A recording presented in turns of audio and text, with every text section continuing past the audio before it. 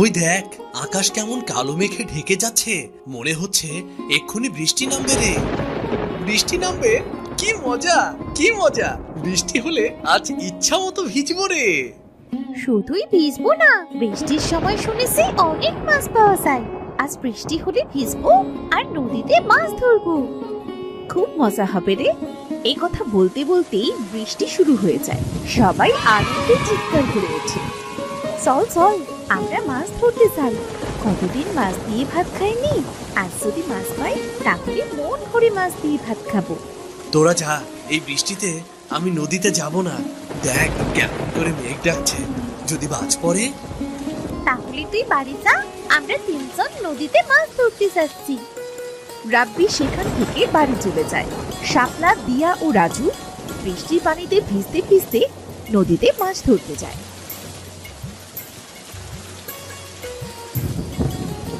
তারা অনেকগুলো মাছ পায়, সেগুলো নিয়ে যে যার বাড়ি ফিরে যায়।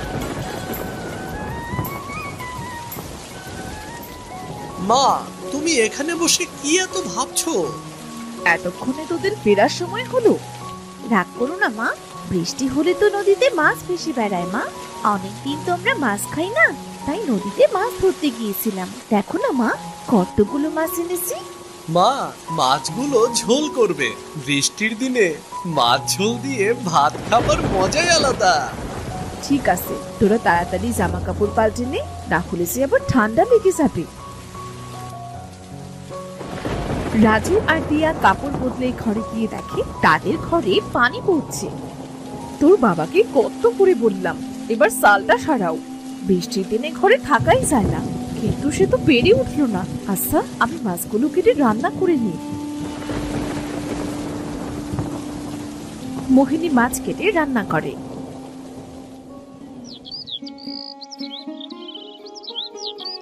পরদিন রোদ উঠে, গ্রামের অনেক মানুষ তাদের বাড়ির চাল ঠিক করে। পথে ঘাটে পানি বেঁধে আছে। ভাই, এখন ঘরের চাল ঠিক করছো যে?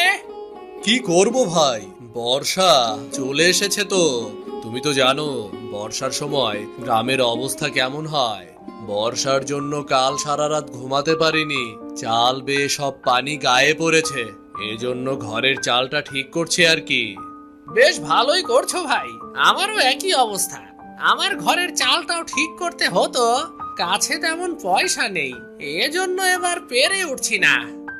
ঘরটা সারিয়ে নাও ভাই, শুনেছি এবার নাকি বৃষ্টির ভাগটা বেশি। এই বৃষ্টির সময় বউ বাচ্চা নিয়ে কোথায় যাবে তখন শুনি? দেখি কি করা যায়। আচ্ছা ভাই, আমি তবে আসি। আকাশের অবস্থা আজও তেমন ভালো নয়, মনে হচ্ছে আজও বৃষ্টি নামবে।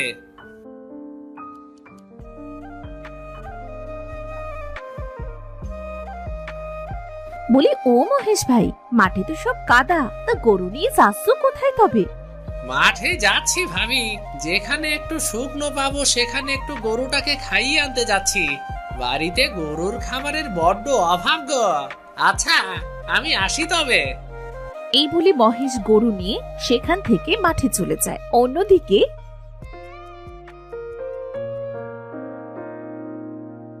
মা, ও মা, এখন তো বর্ষার সময়, না জানি কখন বর্ষা পড়তে শুরু করে।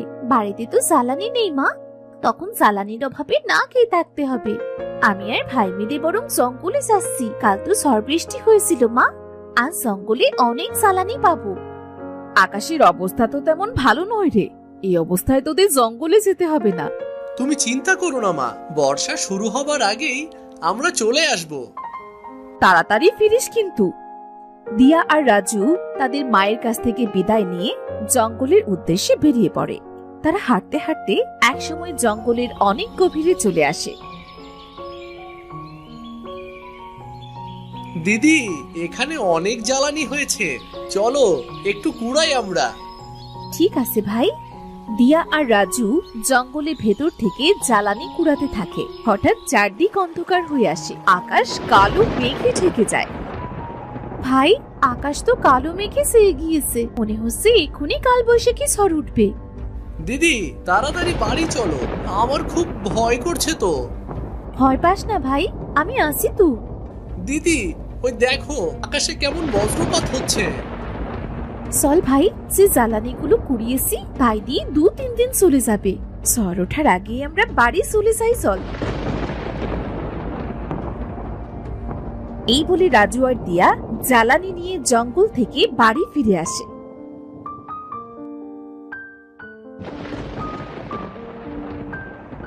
তোরা এসেছিস?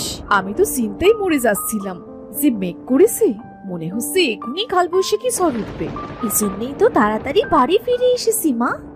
তা বেশ করেছিস। এখন হাত মুখ ধুয়ে 2 ভাই বোন দুটো খেয়ে নে দেখি। কাল একটা করে রুটি খেয়েছিলি, আজ যে এখনো পেটে একটি দানাও পড়েনি। ঠিক আছে মা। তারা হাত মুখ ধুয়ে খেতে বসে। এমন সময় প্রচুর বেগে ঝড় ওঠে। বলতে না বলতেই ঝড় শুরু হয়ে গেল। বর্ষার দিনে এই গ্রামে কোনো কাজই থাকে না, না জানি এবার কতদিন না খেয়ে থাকতে হয়। গ্রামে একবার বর্ষা শুরু হলে আমার তো আর নাম গন্ধটি থাকে না। মা, বর্ষা তো শুরু হয়ে গেল, বাবা তো এখনো বাড়ি ফিরলো না গরু নিয়ে। সত্যি তো, এই ঝড় বৃষ্টিতে তোর বাবা বাইরে কি করছে? কোনো বিপদ আপদ হলো না তো? না গো গিন্নি, আমার কোনো বিপদ হয়নি। মাঠে কিছু কাজ ছিল, শেষ করে তবেই গরুটা নিয়ে এলাম। কাল থেকে তো মনে হয় না কোনো কাজ পাবো। এই বর্ষার সময় যে কেন আসে? বর্ষার দিনে গ্রামের গরিব মানুষদের কত কষ্ট হয়। কথাটা একদম তুমি মন্দ বলনি। আচ্ছা, এসব পরে ভাবা যাবে, এখন আগে দুটো খেয়ে নাও দেখি। মোহিনীর কথা মতো মহেশও খাবার খেতে বসে। খাবার খাওয়া শেষ করে তারা কিছু সময় গল্প করে। অন্যদিকে সময় যত বাড়তে থাকে, ঝড় বৃষ্টিও ততই বাড়তে থাকে। মা, বাবা, দেখো না চারদিকে কেমন পানি থই থই করছে। এই বৃষ্টি থামার তো কোনো নাম গন্ধ নেই। এভাবে বৃষ্টি থাকলে তো গ্রামের বাড়িঘর সব ডুবে যাবে। কথাটা মন্দ বলিসনি রে মা, খুব চিন্তা হচ্ছে আমার। কাছে তেমন টাকা কড়িও নেই, বাড়িতে তেমন বাজার সদাই নেই। বর্ষার দিনগুলো যে কি করে পার করব কে জানে রে। বিধাতা ঠিক একটা ব্যবস্থা করে দেবে। ও, বৃষ্টির জন্য তো গ্রামের অবস্থা খুব খারাপ। বৃষ্টির পানিতে তো হাঁটু সমান পানি উঠে গিয়েছে। কি করব বলো তো? পুকুর, নদী, খাল, বিল পানিতে থই থই করছে গো। বাবা, দেখো গ্রামের মানুষ কোথায় যেন যাচ্ছে। তাই তো দেখছি, কেউ নৌকায়, কেউ বা কলায় ভেলা বানিয়ে যাচ্ছে। কোথায় যাচ্ছে সবাই জিজ্ঞাসা করে দেখি তো। ও শামীম ভাই, ও বাচ্চা নিয়ে চললে কোথায়? ভাই, গ্রাম থেকে অনেক মানুষের ঘর ডুবে গিয়েছে। আমাদের ঘরে অনেকটা পানি ঢুকে গিয়েছে রে। এজন্য আগে থেকে বউ বাচ্চা নিয়ে গ্রাম ছেড়ে শহরে যাচ্ছি। এই বর্ষা সহজে কমবার নয়। গ্রামে কেমন করে থাকি বলো তো? বুঝতে পেরেছি ভাই। আচ্ছা, আমরা আসি তবে। তোমাদের বাড়িতেও তো পানি উঠতে শুরু করেছে, তোমরাও চলো শহরে। দেখি ভাই কি করা যায়। ওগো, গ্রাম থেকে তো সবাই চলে যাচ্ছে, আমরা কি করব? ছেলে মেয়ে দুটোকে নিয়ে আমরা কোথায় যাব? বাবা, মা, চলো না আমরা অন্যদের মতো শহরে চলে যাই। শহরে সবকিছুর অনেক বেশি দাম। তাছাড়া সেখানে যে থাকবো কোথায় আমরা? তাহলে এখন আমরা কি করব? বিধাতা, তুমি আমাদের একটা ব্যবস্থা করে দাও। এই বর্ষা এবার কমিয়ে দাও। বর্ষার জন্য গ্রামটা যে জনশূন্য হয়ে যাবে। এভাবে আরো 2 দিন কেটে যায়। বৃষ্টি পানিতে গ্রামের অনেক বাড়ি ডুবে যায়।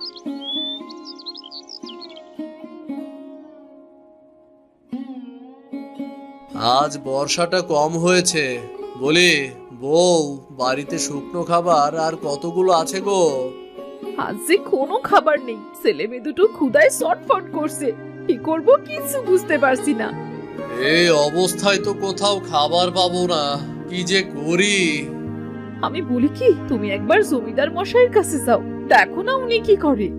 জমিদার মশাই যে কিপটে, সে কি আমাদের সাহায্য করবে? চেষ্টা করে দেখোই না। এত করে যখন বলছো, তখন যেই দেখি কি করা যায়।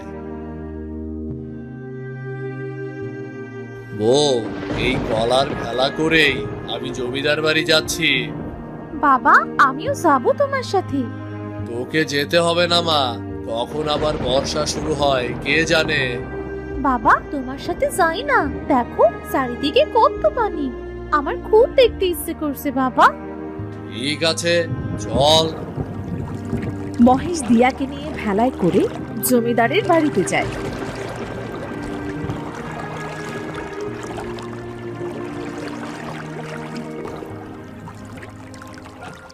জমিদার মশাই, আপনি যদি সাহায্য না করেন তাহলে কোথায় যাব আমরা? চারদিকে পানিতে ভরপুর, কোথাও কোনো কাজ নেই।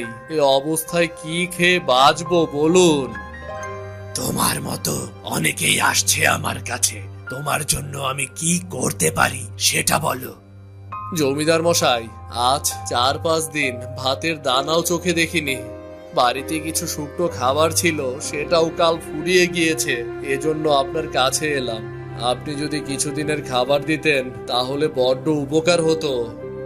সবাইকে যদি আমি খাবার দিয়ে সাহায্য করি তাহলে তো আমারই কপালে খাবার জুটবে না। তোমাকে আমি সাহায্য করতে পারবো না বাপু। জমিদার মশাই, বর্ষার দিন শেষ হলেই আপনার খাবারের টাকা আমি শোধ করে দেব। এই চিরাগুলো দিয়ে আজকের দিন চলে যাবে, এটা নিয়ে ফিরে যাও। এর বেশি আমি তোমাকে সাহায্য করতে পারবো না। মহেশ আর কিছু না বলে জমিদারের দেওয়া চিরা নিয়ে বাড়ির পথে রওনা হয়। মহেশ আর দিয়া যখন বাড়ি ফিরছিল তখন তারা একটা বুড়িকে পানিতে ডুবে থাকতে দেখতে পায়। বাবা বাবা ওই দেখো কে যেন পানিতে ডুবে যাচ্ছে, আমাদের লোকটাকে বাঁচানো উচিত বাবা। আরে, ওটা তো একটা বুড়ি মনে হচ্ছে। তাড়াতাড়ি চল, না হলে বুড়িটা মারা যাবে। তারা ভেলা নিয়ে বুড়ির কাছে যায়। অনেক কষ্টে বুড়িকে তারা পানি থেকে তুলে তারা বুড়ির পেট থেকে পানি বার করে। এরপর বুড়ি জ্ঞান ফিরে পায়। তোদের অনেক ধন্যবাদ রে বাবা, তোরা আমার অনেক বড় উপকার করলি। তোরা না থাকলে হয়তো আজ আমি মরেই যেতাম। ধন্যবাদ কেন দিচ্ছ বুড়িমা? তুমি পানিতে ডুবে যাবে এটা আমরা কি দেখতে পারি বলো? বাবা আজ 2 দিন ধরে কিছু খাইনি, আমায় কিছু খেতে দিবি? ক্ষুধার কষ্ট যে আমি আর সইতে পারছি না বাবা। ঠাকুমা আমরাও যে না খেয়ে আসি, সেজন্য জমিদার মশাইয়ের কাছে গিয়েছিলাম, কিন্তু জমিদার মশাই কটা চিড়ে দিয়ে আমাদের পাঠিয়ে দিল। আমাদের কাছে সেই চিড়েটুকুই আছে, তুমি কি চিড়ে খাবে? আমার ওই চিড়ে দিয়েই চলবে রে মেয়ে। এই নাও বুড়িমা, চিরাগুলো বরং তুমিই খাও তবে। মহেশের হাত থেকে চিড়াগুলো দেখে বুড়ি খপ করে সেগুলো নিয়ে খেতে শুরু করে। ঠাকুমা ঠাকুমা আস্তে খাও, তোমার গলায় বেঁধে যাবে তো। আমার কিছু হবে না রে মেয়ে। বুড়ি চিড়েগুলো খাওয়া শেষ হতেই বুড়ি একটা পরীতে পরিণত হয়। এ কি, কে আপনি? পুরী থেকে এমন সুন্দরী হলেন কেমন করে? আপনি যেই হন না কেন আমাদের ছেড়ে দিন, আমাদের কিন্তু মারবেন না। ভয় পেও না তোমরা, আমি পড়ি। তোমরা আমায় সাহায্য করেছো, আমি তোমাদের কি করে ক্ষতি করি বলো তো? আপনি পড়ি? আমি শুনেছি পরীরা নাকি খুব ভালো হয়, তবে আপনি অমন বুড়ি সেজেছিলেন কেন? আমি সব বলছি, আগে তোমরা ভেলা থেকে নেমে ওখানে চলো। দেখো ওখানে কোনো পানি নেই। ঠিক আছে। শোনো, আমি আর আমার সাথী পৃথিবীতে খেলা করছিলাম, তখন এক জাদুকর আমায় দেখে ফেলে আর সে আমাদের তাড়া করতে শুরু করে। অনেক কষ্টে জাদুকরের চোখ এড়িয়ে আমি এই গ্রামে এসে পড়ি। এসে দেখি এই গ্রামে এখন বর্ষার দিন, খুব খারাপ অবস্থা। তারপর কি হলো? তারপর আমি পরিরাজ্যে ফিরে যাবার জন্য রওনা দিই। উঠতে উঠতে পানির ভেতর পড়ে যাই, আর ওখানে চোরাবাড়ি থাকায় আমি উঠতেই পারছিলাম না। তাই বুড়ির রূপ নিই, যাতে আমায় কেউ সাহায্য করে। আর তার পরের ঘটনা সে তো তোমরা জানোই। বুঝতে পেরেছি পরি, আপনাকে সাহায্য করতে পেরে আমাদের অনেক ভালো লেগেছে।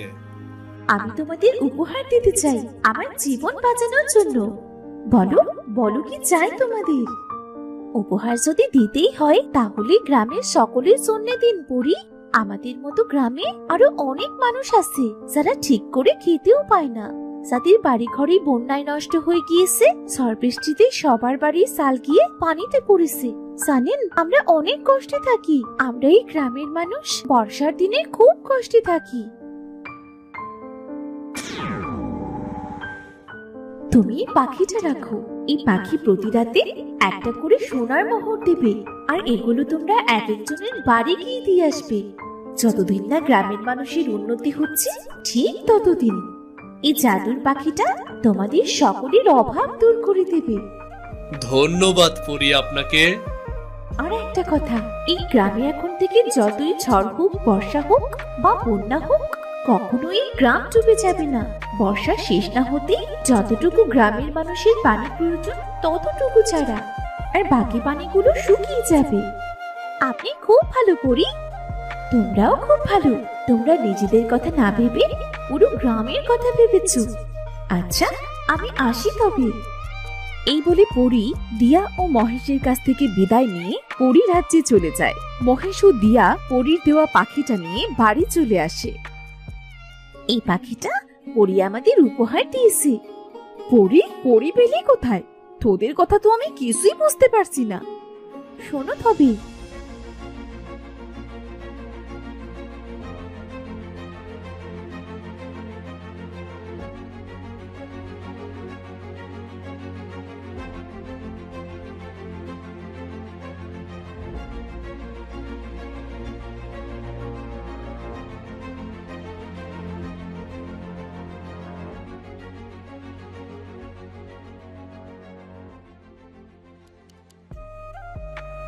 সত্যি বলছিস তুই?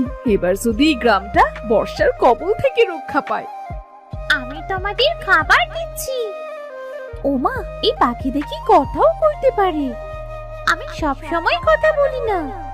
এই বলে পরীর দেওয়া পাখি জাদু করে অনেক খাবার এনে দেয়। নানান রকমের খাবার পেয়ে তো দিয়া আর রাজু অনেক খুশি হয়। পরদিন পরীর কথা মতো গ্রাম থেকে পানি শুকিয়ে যায়, আর পরীর দেওয়া পাখি প্রতিদিন গভীর রাতে একটা করে সোনার মোহর নিয়ে একদিন এক এক গরিব পরিবারকে দিয়ে আসে। কিছুদিনের মধ্যেই তাদের গ্রামের অনেক উন্নতি দেখা যায়। বর্ষার দিনেও এখন আর আগের মতো দিয়াদের গ্রামটা পানিতে ডুবে যায় না।